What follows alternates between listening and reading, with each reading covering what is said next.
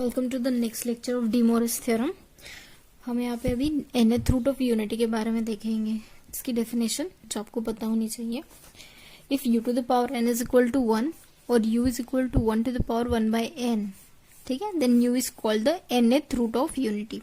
तब हम ये जो हमारा u है उसे हम क्या कहते हैं, nth रूट ऑफ यूनिटी कहते हैं। एक्चुअल में हम लोग यहाँ पे क्या करते हैं, इसके u के n रूट्स फाइंड आउट करते हैं। n रूट्स फाइंड आउट करते हैं, इसलिए यहाँ पे क्या कहा गया है, nth रूट ऑफ यूनिटी। ठीक है, n रूट्स फाइंड आउट करने, किसके n रूट फाइंड आउट करने हैं, 1 के, इसलिए nth रूट ऑफ यूनिटी कहते हैं उससे। ठीक है, from the fundamental theorem of algebra there will be n different roots. ठीक है, ये u to the power n is equal to 1 है, तो इसका मीनिंग क्या हुआ है कि फंडामेंटल थ्योरम ऑफ अलजेब्रा के हिसाब से उसके कितने रूट्स होंगे, n रूट होंगे, है ना। nth root of unity are all calculated as, ये पॉलिनोमियल इक्वेशन है जिसका पावर n है, दैट मीन्स कि फंडामेंटल थ्योरम ऑफ अलजेब्रा के हिसाब से उसके n रूट होंगे। और वो n रूट जो है वो हम कैसे कैलकुलेट करेंगे, डी मोरिस थ्योरम की हेल्प से वो n रूट्स हम कैलकुलेट करेंगे। जैसे अगर हम लेते हैं 1 equal to cos of 2k pi plus i time sine of 2k pi. Suppose मैंने 1 का वैल्यू जो है कॉस ऑफ 2k पाई लिखा plus i time sine of 2k pi. ये वैल्यू रहती है क्योंकि हमारे पास साइन ऑफ n के पाई जो है वो वैल्यू क्या होती है, 0 होती है, और कॉस ऑफ 2k पाई क्या होती है, वैल्यू 1 होती है। इसलिए 1 is equal to cos of 2k pi plus i time sine of 2k pi हम लिख सकते हैं, जिसमें k क्या होता है, इंटीजर होता है। ठीक है, तो 1 का वैल्यू ये है। ठीक है, then u is equal to 1 to the power n, हमको इसकी वैल्यू निकालनी है। u equal to 1 to the power n हमने लिखा, 1 का वैल्यू पुट किया, 1 बाय n लिखा। 1 बाय n डीएमटी के हिसाब से क्या होगा, मल्टीप्लाई होगा। 1 बाय n मल्टीप्लाई करने के बाद हमें यहाँ पे क्या मिलेगा, cos of theta plus i time sine theta. Cos theta plus i time sine theta is equal to क्या होता है, e to the power i theta होता है। तो इसलिए ये 1 by 1 to the power n, इसका वैल्यू हमने क्या लिखा, e to the power 2k pi i by n लिखा। ठीक है, तो हमको n नंबर्स के रूट्स चाहिए। ठीक है, तो हमारे पास uk हम लिख देंगे e to the power 2 pi i k by n लिख देंगे। अब यहाँ पे जो k है वो कहाँ से कहाँ तक वेरी करता है, 0 से लेके n-1 तक वेरी करता है।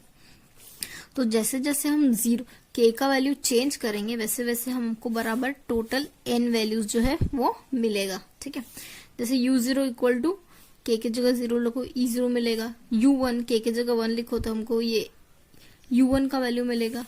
k का वैल्यू जैसे जैसे आप चेंज करोगे वैसे वैसे आपको डिफरेंट वैल्यूज मिलती जाएगी। k का वैल्यू 2 रखा तो यहाँ पे e to the power 4 pi i by n मिलेगा। ठीक है, u ऑफ n-1, यहाँ पे k की जगह n-1 रखो तो u ऑफ n-1 का वैल्यू मिलेगा। ठीक है, अब ये जो e to the power i 2 pi by n है इसे हम ओमेगा कहते हैं। ठीक है, ये वैल्यू ओमेगा है, तो यानी ये 2 times 2 I pi by n है, तो इसलिए हमने क्या लिखा, इसे ओमेगा स्क्वायर लिखा। ये value n-1 times 2 pi i by n है, इसलिए हमने क्या लिखा, उसे ओमेगा ऑफ n-1 लिखा। यानी ये टोटल वैल्यूज जो है वो आपको क्या मिलती है, 1 मिलती है, e टू द पावर 0 यानी क्या होता है, 1 होता है।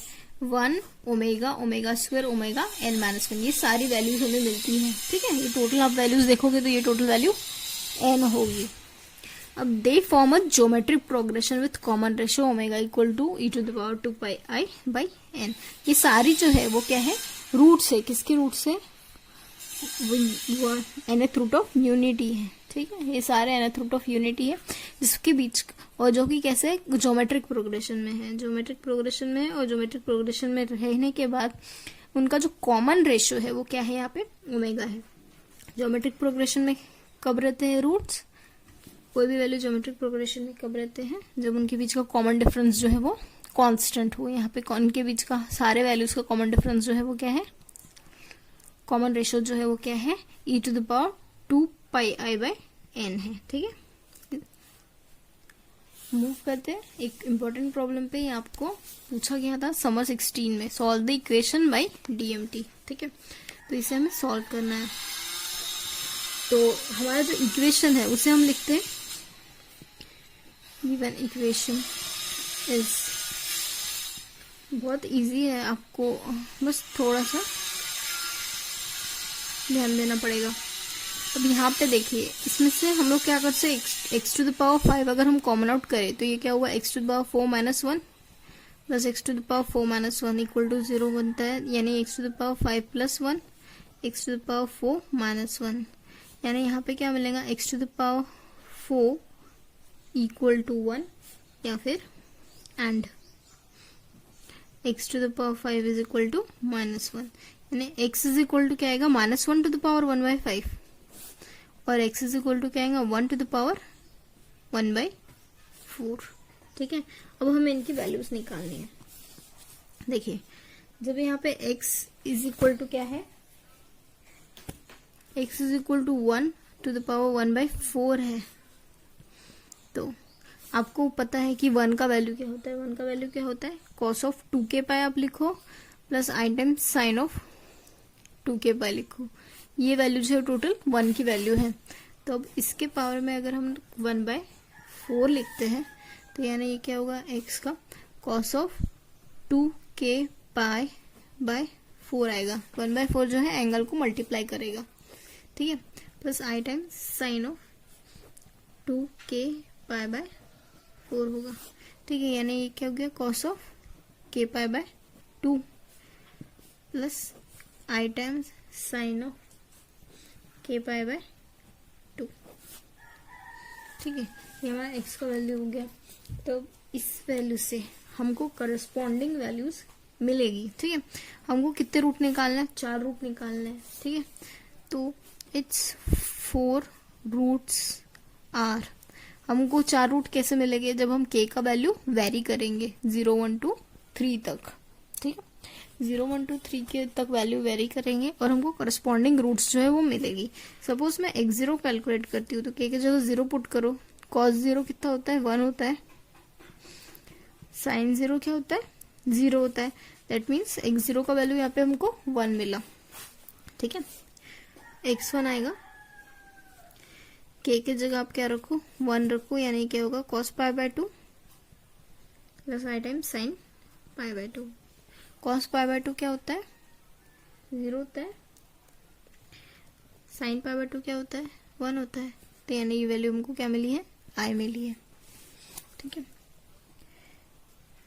अब k का वैल्यू आप क्या रखो, 2 रखो, तो यानी ये क्या हो जाएगा, cos पाई हो जाएगा plus i times sine pi हो जाएगा, cos पाई कितना होता है, -1 होता है, plus i times sign pi कितना होता है, 0 होता है, ठीक है। साइन n पाई अगर लूंगे तो वैल्यू 0 देती है, cos n पाई लूंगे तो वो value -1 to the power n देती है, ठीक है। तो यानी ये वैल्यू कितनी होगी, -1 होगी, ठीक है। नेक्स्ट हम क्या निकालेंगे, x3, k की जगह 3 रखो, ठीक है, k की जगह 3 रखोगे तो यहाँ पे क्या आएगा, cos of 3 pi by 2 plus i time sine of 3 pi by 2। अब ये जो 3 पाई बाय 2 है उसे आप कैसे लिख सकते हो, पाई प्लस पाई बाय 2 लिख सकते हो, है ना। Pi plus pi by 2 suppose अगर आपने लिखा, 3 pi by 2 is equal to pi plus pi by 2, ठीक है। तो मैंने बताया था आपको इस तरीके से साइन होता है, साइन यहाँ पे कॉस होता है, यहाँ पे माइनस कॉस होता है, ठीक है। x3 तो आपने यहाँ पे लिखा cos of pi plus pi by 2 plus i times sine of pi plus pi by 2, ठीक है। तो अभी ये देखिए, जैसे सपोज ये आपका एंगल है पाई बाय 2, अब इस एंगल को आपको कितना रोटेट करना है, पाई तक रोटेट करना है, क्योंकि आप पाई प्लस पाई बाय 2 लिख रहे हो, ये पाई बाय 2 है और यहाँ तक हमने पाई तक रोटेट किया, तो ये वाला एंगल जो है आपको क्या मिलेगा, ये वाला जो है आपको क्या मिलेगा, पाई प्लस पाई बाय 2 मिलेगा, ठीक है। ये टोटल इतना पाई से पाई बाय 2 वो मिलेगा, पाई प्लस पाई बाय 2, पर ये पाई प्लस पाई बाय 2 में आप क्या देखोगे, ये आपका कॉस भी नेगेटिव आ रहा है और आपका साइन भी नेगेटिव आ रहा है, ठीक है। तो इसलिए आप यहाँ पे ये वैल्यू क्या लिखोगे, x3 इज इक्वल टू, यहाँ पे देखिए कॉस क्या आएगा, पाई बाय 2 आएगा, ठीक है, क्योंकि थर्ड क्वाड्रेंट में कॉस जो है वो नेगेटिव होता है, ठीक है। तो यानी क्या आएगा, कॉस पाई बाय 2 लिखा आपने minus plus i time sign, sign भी आपको क्या मिलेगा यहाँ पे नेगेटिव मिलेगा, इसलिए माइनस पाई बाय 2 हो गया। ठीक है, बस कॉस पाई बाय 2 कितना होता है 0 होता है, साइन पाई बाय 2 कितना होता है 1 होता है। ठीक है, तो यानी ये वैल्यू आपकी x3 की कितनी आई है माइनस आई आई है, x3 का वैल्यू आपको माइनस आई मिला है। सिमिलरली आपने इतनी वैल्यूज निकाल ली है, कितना वैल्यू निकाला है आपने, x0 निकाला है जो कि 1 आया है, x1 निकाला जो कि आया है, x2 निकाला जो कि -1 आया है, और x3 निकाला जो कि इक्वल टू माइनस आया है। इतनी वैल्यूज आपने निकाल ली है। अब आपको क्या निकालना है, x is equal to -1 to the power 1/5, इसका वैल्यू निकालना है। ठीक है, तो अभी देखिए -1 जो है, -1 का वैल्यू क्या होता है, -1 कैसे मिलता है हमको, अगर हम cos पाई लेते हैं, cos पाई का वैल्यू क्या होता है -1 होता है, plus i time sine pi, sine pi कितना होता है 0 होता है, यानी ये -1 की जगह आप cos pi plus i time sine पाई लिख सकते हो। ठीक है, cos पाई जो है वो क्या होता है -1 होता है, साइन पाई जो है वो क्या होता है 0 होता है, इसलिए अपने -1 की जगह क्या लिखा cos pi plus i time sine पाई। तो अब यहाँ पे हम डी मोरिस थ्योरम अप्लाई तो करेंगे, पर यहाँ पे 2 के पाई ऐड करेंगे पहले दोनों तरफ। अगर आपने 2 के पाई ऐड किया तो अब आपके पास डी मोरिस थ्योरम अप्लाई करने के लिए इजी हो जाएगा। तो बाय डीएमटी ये क्या होगा, cos of 2k plus 1 pi by 5 plus i time sine of 2k plus 1 pi by 5। ठीक है, इस तरीके से आपने एंगल निकाल दिया। अब आपको क्या करना है, आपको करस्पॉन्डिंग k की वैल्यू चेंज करनी है, और k की वैल्यू चेंज करने के बाद आपको रूट्स निकालने हैं। ठीक है, तो यहाँ पे k लिख देते हैं, the 5 roots are given by 0, 1, 2, 3 और 4। ठीक है, इतने वैल्यूज के लिए आपको k की वैल्यू मिलेगी। जैसे सपोज आपने x का 0 लिया, तो यानी क्या होगा, cos ऑफ 0 पुट करोगे तो यहाँ पे क्या होगा, cos of pi by 5 plus i time sine of pi by 5। ये आपका x0, इसको डैश दे दो, थोड़ा डिफरेंट रहना चाहिए, इसलिए x0 डैश है, ये वैल्यू आई है। ठीक है, अब x1 डैश k की जगह 1 पुट करो तो क्या होगा, cos ऑफ ये कितना होगा 3 pi by 5 sine of 3 pi by 5। ठीक है, अब ये जो 3 पाई बाय 5 है उसे आप किस तरीके से लिख सकते हो,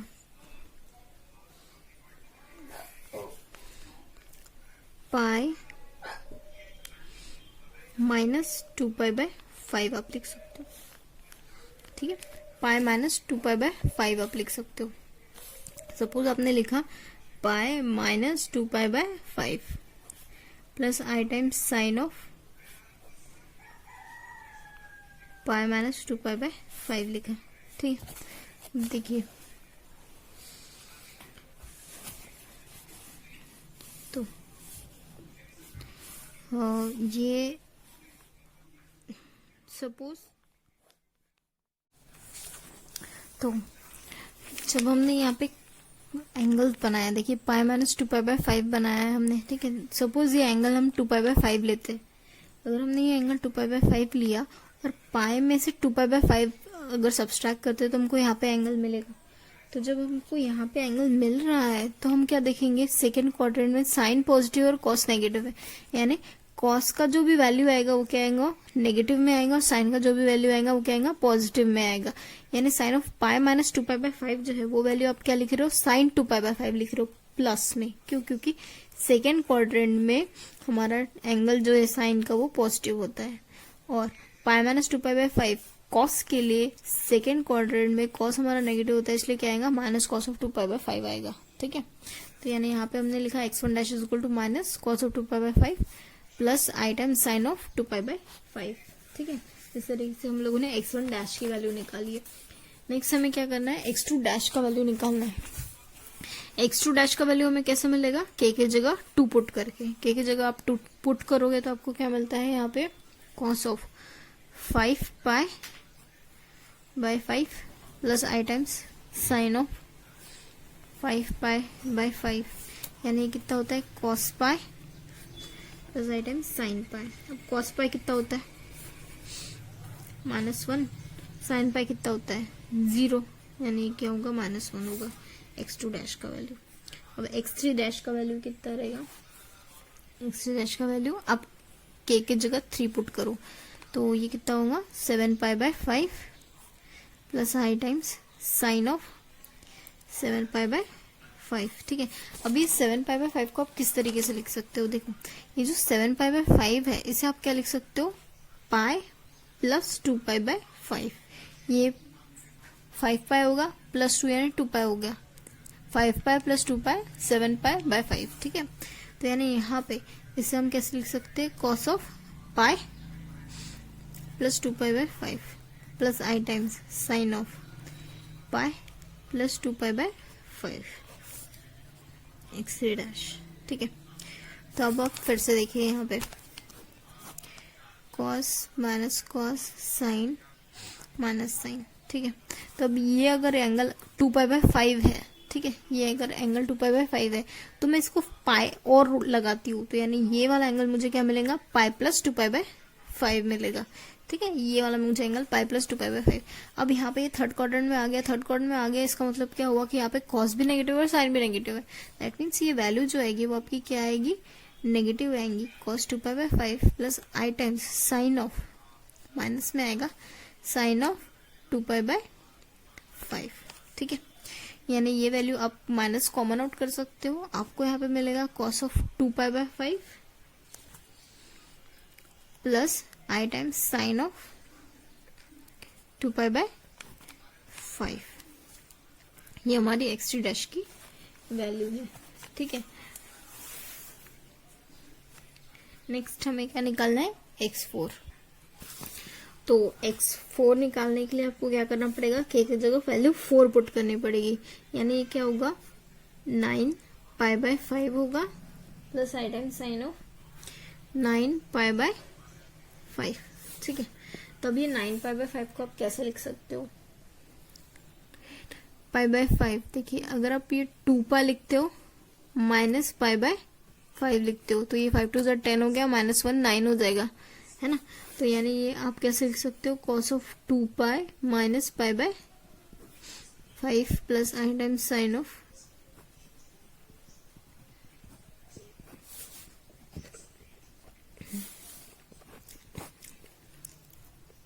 cos minus cos sine minus sine. ठीक है, तो अगर ये एंगल पाई बाय 5 है तो 2 पाई, ये एंगल अगर पाई बाय 5 है 2 पाई यानी सेम उसी जगह पे आएगा, तो यहाँ पे दोनों जो है वो क्या है, पॉजिटिव है। दैट मीन्स कि ये x4 डैश जो है वो वैल्यू क्या आएंगी, cos of pi by 5 plus i times sine of pi by 5। ठीक है, इस तरीके से आपकी x4 डैश की वैल्यू आ गई। दैट मीन्स कि आपकी 4 वैल्यू आई है। Therefore, the required solution is x1 dash का वैल्यू क्या आया है आपका, minus cos of 2 pi by 5 आया है plus i times sine of 2 pi by 5 आया है। ठीक है, ये आपका x1 डैश आया है। x2 डैश क्या आया आपका, -1। x3 डैश क्या आया है आपका,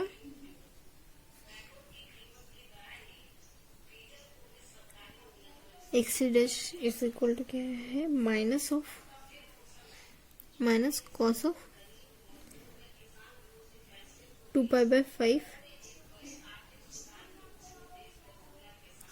plus i times sine of 2 pi by 5।